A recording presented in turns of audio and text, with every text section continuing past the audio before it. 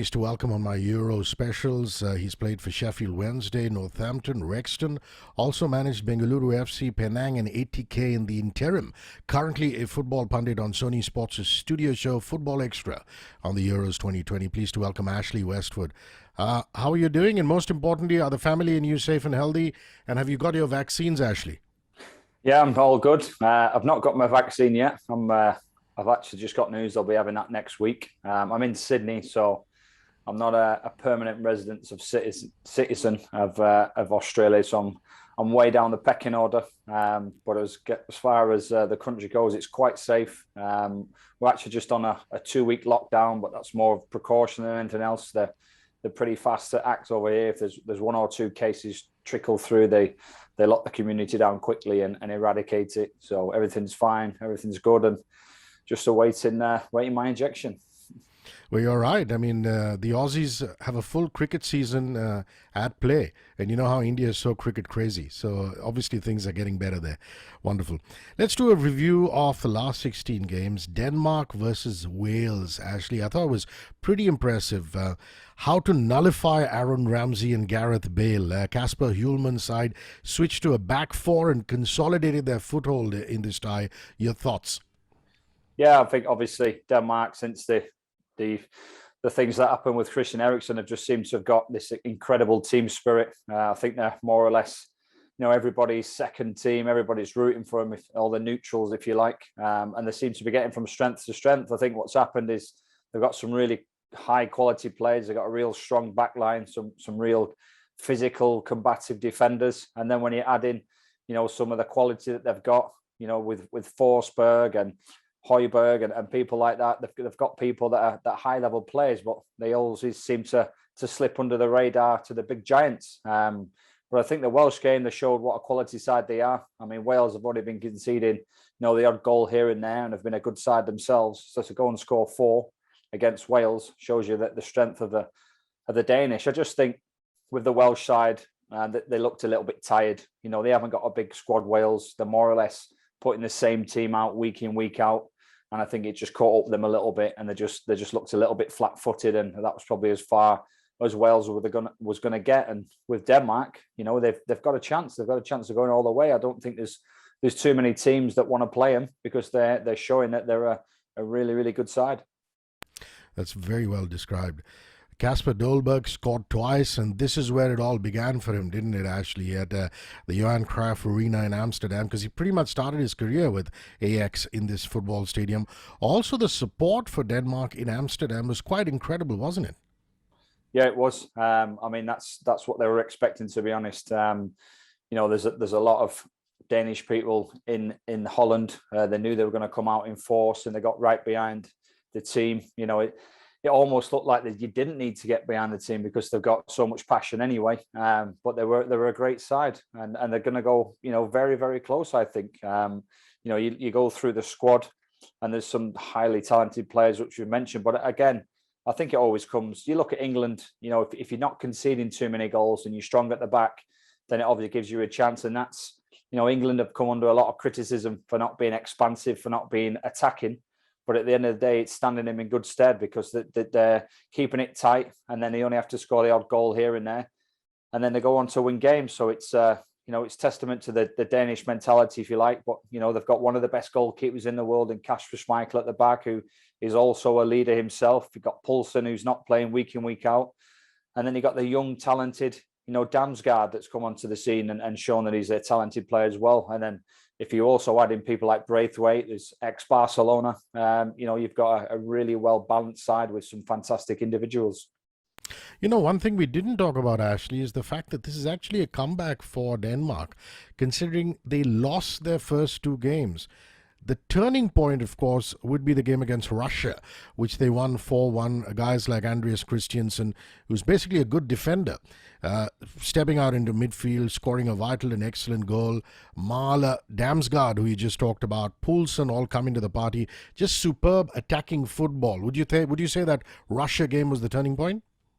Yeah, I think it was. I think they got to the stage where, if you go back to the first game, obviously, with things you never thought that was going to happen, but they were a little bit cautious to start with.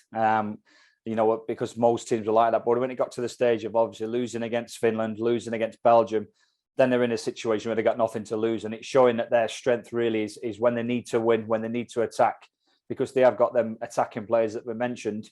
That gives them, the impetus to go on and show their true potential. I mean, they've scored 8 goals in 2 games, if you count the Russia game and the obviously the Welsh game, and obviously only Czech Republic next. So, it is a real good side, like we've mentioned. Some top players. They were a little bit fortunate maybe with the sending off as well in the Welsh game. But even saying that was, it was 80th minute. There was only 10 minutes to go. But again, the side is really well balanced. Most of the time they play 3 at the back. Obviously they do tweak that.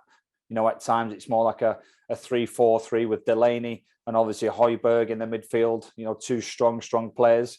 And then we've mentioned that the front 3 up front. So it's a top side, and nobody's taking them lightly, and it's almost like it's written for them to win it now. Well, it actually segues very beautifully to my next question, Ashley. The Czech Republic. This is a big one. The Czech Republic versus Denmark in the quarterfinals at Baku. It's not going to be easy, isn't it? That particular game. Just a preview from you. Yeah, no, it's going to be, it's probably 2 attacks playing against each other, really. You look at Schick in the obviously the Czech Republic side, and obviously you've got other players that can get forward as well. Souček is a fantastic leader and captain. We all know them from West Ham. He's a very resilient midfielder, 6'3", 6'4", likes to get on the end of set pieces. He'll be spurring him on. And then we've mentioned the attacking from Denmark. So I think it's going to be an open game. Any team that beats the Netherlands deserves, credit.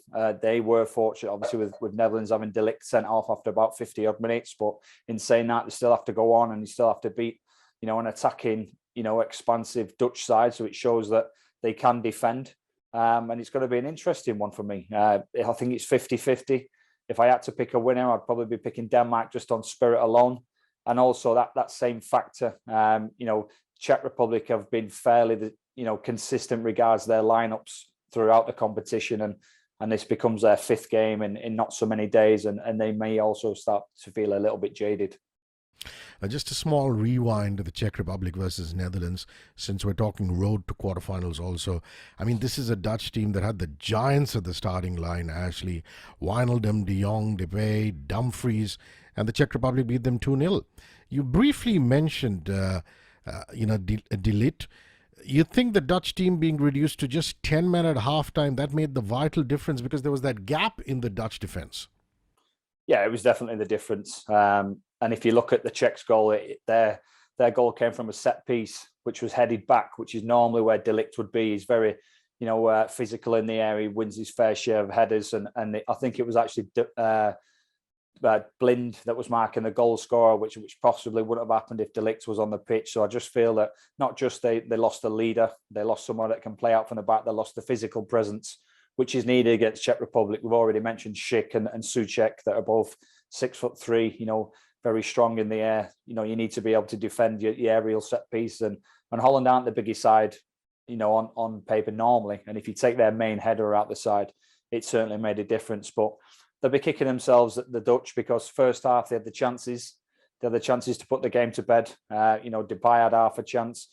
I think Dumfries had a chance as well, and they had a really, really good 1v1. They should have converted, and they never. So I think they had the chances to put it up to bed. I think it was Van Holt that went through 1v1 against the goalkeeper and just had a heavy touch and gave Valek the opportunity to save. So they had it all to win, but it just shows you the spirit again of Czech Republic. Never say die. A little bit like the Danish. They're a mentally strong side as well, having some good players. I'm not a big fan of comparing players across generations, but just in the record that we need to look at, Patrik Schick is only the second Czech player since Milan Barros in 2004 to get to 4 goals at a single Euro. Of course, Barros finished with 5 goals. Who's to say what Schick is going to finish up with? So, any memories of Barros from 2004, Ashley? Yeah, I can remember him quite well. Obviously, he went on to play for Liverpool as well, so I remember him from the Premier League. But just a willing runner, always ran, every inch of grass. Had great determination and desire, chased everything really. A little bit like a Vardy kind of player that just chases you down and runs onto through balls and gets his goals. So he was a decent player on his side. I think different to Schick. Schick for me is a little bit more silky, got a little bit more class, obviously a lot taller as well. And I think Schick is probably the better finisher. He's a natural finisher, Schick. I think that's his strength. He gets half a chance and he seems to find the back of the net. Doesn't do quite as much off the ball as Barros does, regards his pressing, but he's certainly a talented finisher in Schick. Also, what a game Tomáš Holz had. He really decided the match with his goal and his assist for the second goal. Your thoughts on him as a screening midfielder? I mean, he played it safe in an important position, I thought, Ashley. Yeah, definitely. And when you've got people like Schick in your side and obviously Souček that can get forward in and advance the midfield as well, sometimes you just need somebody just to give you a little bit of cover, a little bit of balance. And that's something that he does. Keeps it simple, doesn't do anything, massively exciting, but just does the good things well, which is what all top players do. It makes it look simple. And that's a talent in itself. Now, you did briefly mention that Denzel Dumfries reached the byline a couple of times. Van Aanholt, again, in the first half. But in each case, do you think the final ball could have been better? I think that's another thing that let them down, that final ball.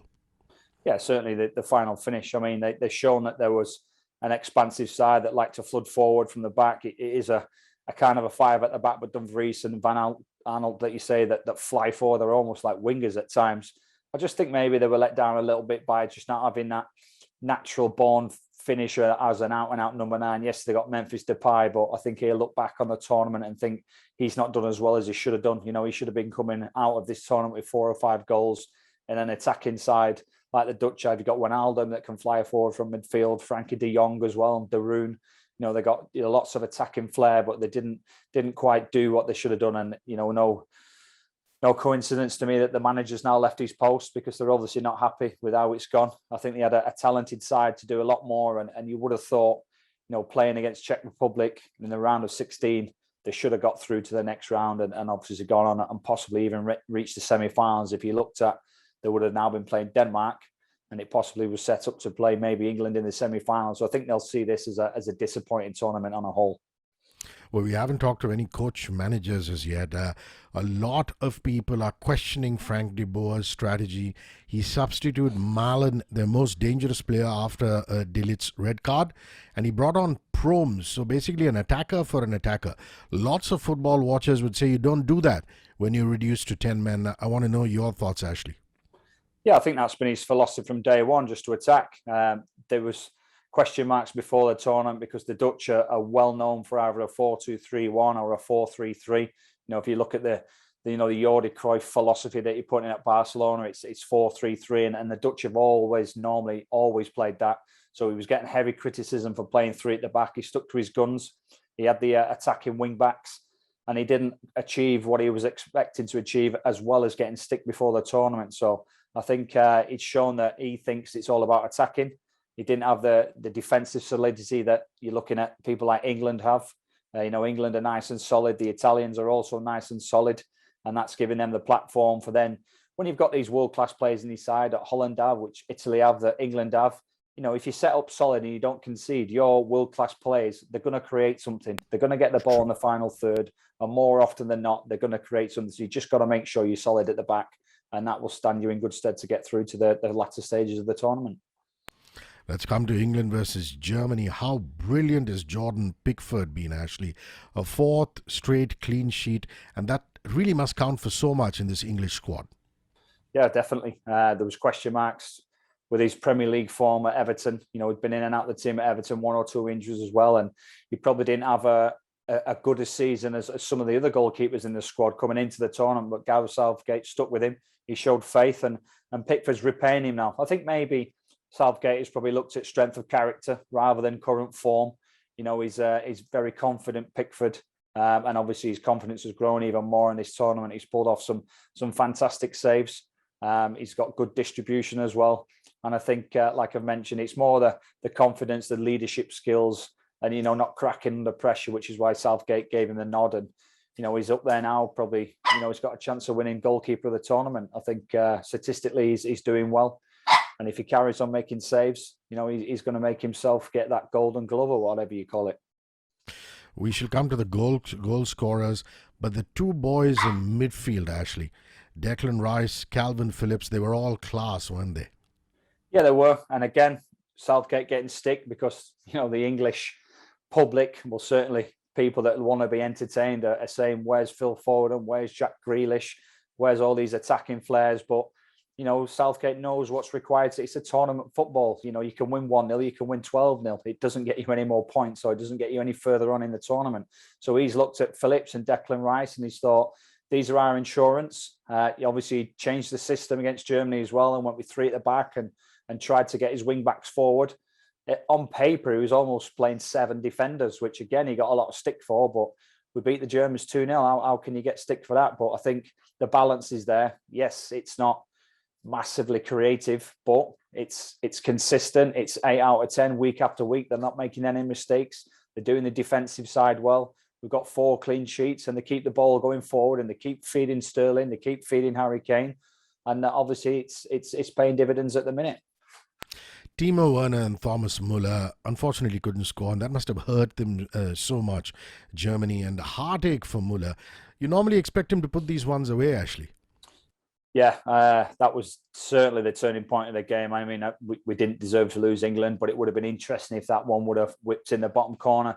He kind of did everything right. He probably just put a bit too much on it to the left. I mean, there was a small gap, maybe a 2.5 yard gap to put it towards Jordan Pickford's right-hand side, but he's kind of, struck across it and tried to be too intricate, tried to get it right inside the post and just put too much on it. And when it rolled past the post, I, for one, was delighted. And you only had to look at Raheem Sterling's reaction because he was the one that gave the ball away. And I think he's gone down onto his knees and just thank God that one went wide, because I think that really would have been interesting if that would have gone in at 1-1. Sterling's 3rd goal of the tournament.